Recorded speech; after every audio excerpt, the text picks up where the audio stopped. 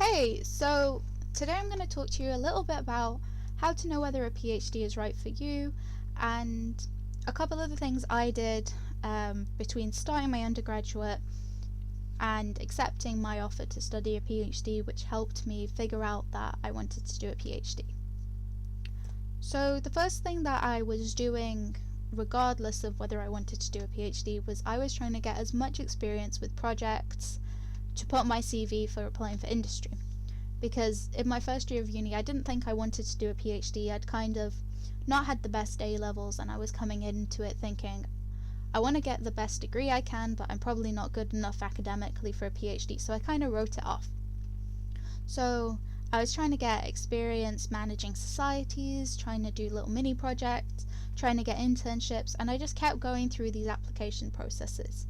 In my first year, I was rejected from pretty much everything, and I didn't end up with an internship for the summer, and that kind of bummed me out. And then I tried again in my second year, again kind of got rejected from everything. But these 2 years where I was just applying to things really helped me to have stronger applications in the next years, because I'd written personal statements quite a few times by this point, granted unsuccessfully. While it was very kind of upsetting to keep getting rejected, it was helpful in terms of getting stronger at numerical reasoning tests, which obviously aren't needed for a PhD, but the process of keeping applying and trying to get stuff even if you've not been successful, I think having that perseverance was quite important. In any case, so in my third year I was trying to get more project experience, so I went on my careers website, looked at what projects they had available, looked for funded ones and things where I was going to get a little bit of a kickback from the money, and I found a couple. I did one over the kind of Christmas period remotely, then I was doing my third year dissertation project, and then it came to the summer, and what I had done was speak to a couple of lecturers, wrote a project proposal, and then I did what is called the Undergraduate Research Opportunity Scheme, or UROS. So UROS is a very invaluable tool for figuring out whether or not you want to do a PhD if you have that at your university. I think it's called different things at different unis, but basically what it is a funded opportunity, sometimes unfunded unfortunately, where you do 6 to 8 weeks of research on an academic topic. You present it to a group who are also doing this scheme, and it is a it's almost like a simulation of what you might do on a PhD. It's good if you're not going on to a PhD, if you just want to do a project to strengthen your abilities before you go into your master's year or whatever it is, but it can be very helpful. So after doing all these projects, what I was able to do is figure out, okay, I enjoy this part of that project, I enjoy this part of that project, I hate this project, I would rather not work on that ever again. And from all of these pieces of information, I was able to piece together what it is that I actually enjoy and what it is that I want to work on going forward, and not in kind of the sense of, oh, I really like astrophysics or I really like advanced chemistry. It was more about the actual process of doing the work. So, do I enjoy working in a lab? Not really. Do I enjoy theoretical science, or do I enjoy computational science? And then I was able to narrow it down to what I enjoy. And what I found helpful about this process was it gets you to the point where you're able to look at specific PhDs knowing that you're going to enjoy it.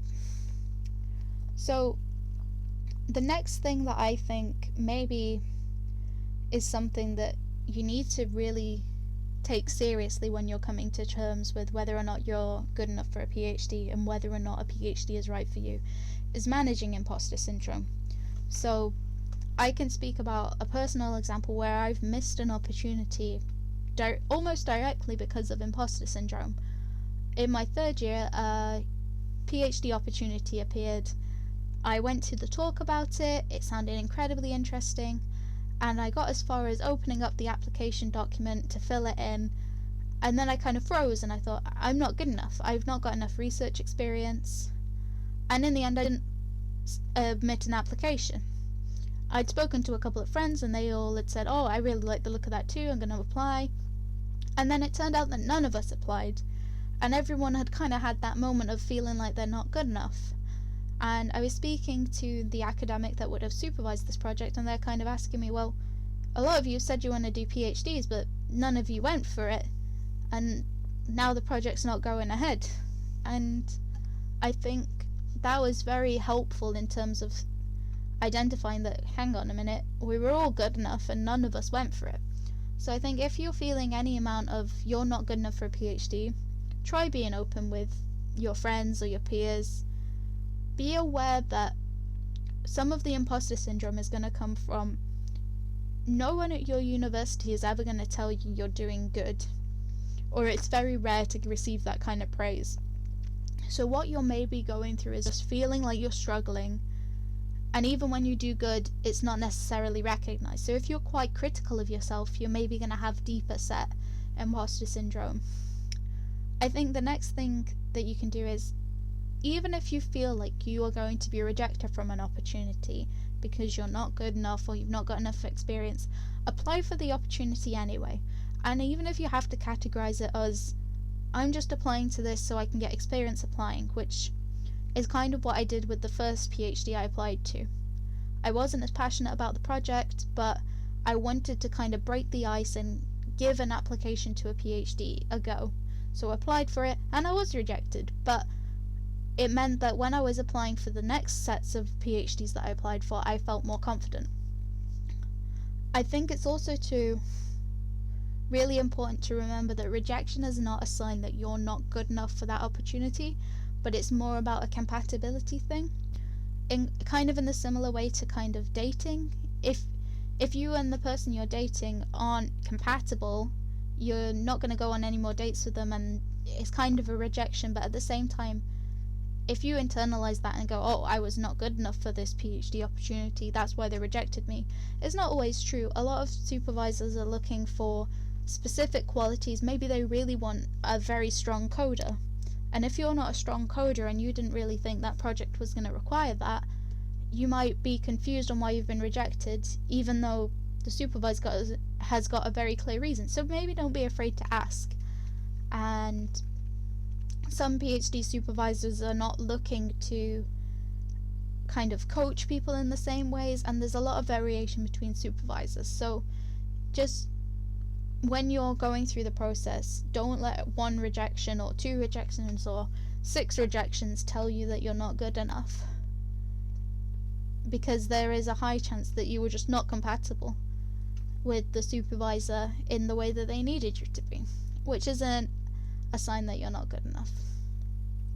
So if you've gotten to the point where you've kind of decided you want to do a PhD and you're applying for PhDs, it's really important to recognize that just because a PhD in general is right for you doesn't mean anything. There's a lot of PhDs that you're gonna hate, and there's a lot of PhDs you might love, and I think that's true for a lot of people who are leaving an undergraduate or leaving a master's year. What is important is finding a topic that you're passionate about, and you can find topics you're passionate about not just from like academic life, but maybe you've been watching a YouTube series about a specific topic that's kind of outside of your academic wheelhouse and you've really been enjoying it, or you've been watching documentaries. You can bring that in, and when you apply you can say, I'm really passionate about this, and in my spare time I research this. In the same kind of other way around, you might have found something that you really don't care about. Maybe you hate astrophysics, maybe you hate turtles, and I think streamlining your PhDs so that you maybe apply to between 2 to 6. You don't want to be applying to masses and masses and masses amounts of PhDs. I know some people who were applying the same year as me applied to about 10, and I personally think that's too many. I think the best thing to do is apply to maybe 5 in the first rotation and kind of stagger them. So you don't want to be doing too many applications all at once and getting kind of foggy in the head about what the projects are about. But yeah, if you're still on the fence about whether or not a PhD is right for you, the best thing to do is research what a PhD is, because while you might have an idea, it's unlikely that you're going to have a fully fledged understanding of what a PhD actually entails, especially for your course specifications. So maybe you have this idea that you're going to be writing a thesis every day for the 4 years or the 3 years. It's unlikely. There's a lot of differences between sort of English PhDs or science PhDs, so finding out what it means in your niche and kind of demystifying it is quite important. I hope you found this video at least a little bit helpful. Like and subscribe. Bye.